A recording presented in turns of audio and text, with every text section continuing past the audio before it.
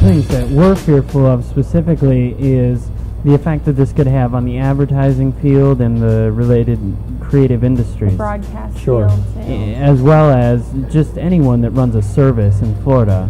Because there is that threat that we're going to end up with a service tax, and just as you're saying would happen, or maybe happening already with people fleeing to find property elsewhere, all the businesses that we do business with, all clients of advertising firms, can easily find someone in another state that isn't going to be faced with a service tax, which no other state implements right now.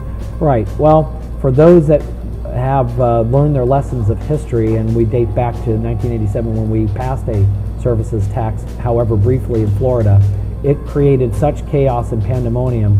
I can't realistically see in a Republican-controlled legislature with a Republican governor that you will ever see a return to a services tax. I mean, yes, I guess it's in the mix, you have to say that to be fair, but I think that it's fair to say that neither a services tax or an income tax are probably realistic possibilities to ever occur in the state of Florida. Of course, an income tax would actually have to be put to the voters and voted upon.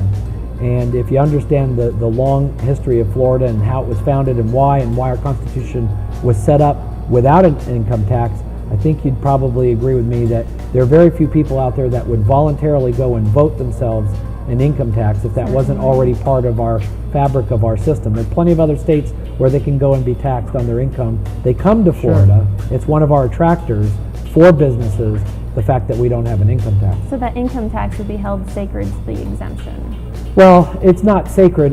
What I'm saying is you can't implement an income tax without the voters approving it. And now it requires 60% of the voters to approve a constitutional amendment. So the income tax is not an option available to the legislature as one of those alternative revenue streams unless they put it to the voters to approve that. And I just can't see the voters choosing by a margin of 60% to impose an income tax on themselves. So if not the income tax and if not the service tax, what could possibly cover this gap that's being left due to the property taxes and that substantial amount that is not going into education anymore if Amendment 5 were to pass? Well, therein lies, there are a couple key components to your question, so I'd like to break that down. Because I think that the amount of money that has to be put into the education system has been slightly overstated.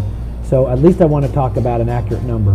It's about $4 to $8 billion that they're looking at trying to replace. And that, as I said, is only guaranteed for the first year, which would be starting in 2010. Thereafter, that guarantee doesn't exist. So if reductions had to be made, for example, because the economy was still not recovered from its current downturn, then it's entirely possible that for those reasons, those funding levels for education might have to be reduced from that 2010 level. But $4 to $8 billion is still a great deal of money. I do know that, and I can say to you with great confidence, that one of the things that the ballot measure openly contemplates, that the legislator contemplates doing if Amendment 5 were to be reworked and put on the ballot in a way that's fair and were to pass, would be at least probably a 1 cent sales tax increase. I think that's pretty much a given.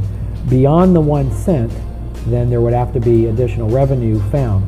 But let's talk about that 1 cent for a second. You have two things at issue that no one's factored in, and this is very difficult to explain, but I'll say it just this way.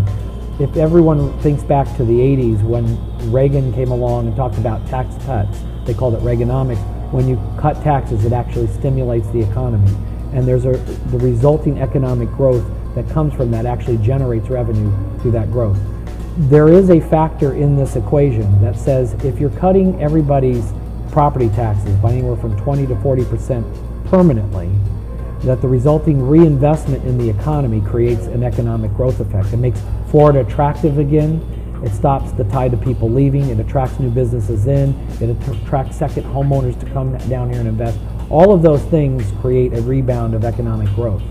Those in turn generate a great deal of tax growth for the community, not just in sales tax, but in the other taxes that we collect. For example, we have dock stamps that are collected when you close on a piece of property. So 1 cent we know can generate, just based on current population, about $4 billion. But if we are on track with current population growth estimates, that $4 billion that 1 cent generates will climb over time. Likewise, I'm sorry, just to finish that answer, likewise, if you have an economic growth effect, that will generate money. So actually, from 1 penny in the economic growth effect, you could get anywhere from the $4 to $8 billion. Then if a shortfall exists, we'd have to look to other revenues. Would that be over a course of several years, though? That's for correct. That growth? Yeah. Sure. Well, this has been that's a really correct. informative section. Yeah. Thank you very much, Kevin. It's been great having you. Well, on thank the you. show. Thank you. Thanks I for appreciate joining you us having tonight. me on. Yes, And look forward to addressing this further, depending on what the court rules. certainly. Absolutely. Well, thank you. And thanks, of course, to our sponsors, Tampa Digital Studios, TVT, and Spark for having us here tonight. And thanks to you at home for watching. We'll be back with more AdCast in just a couple minutes.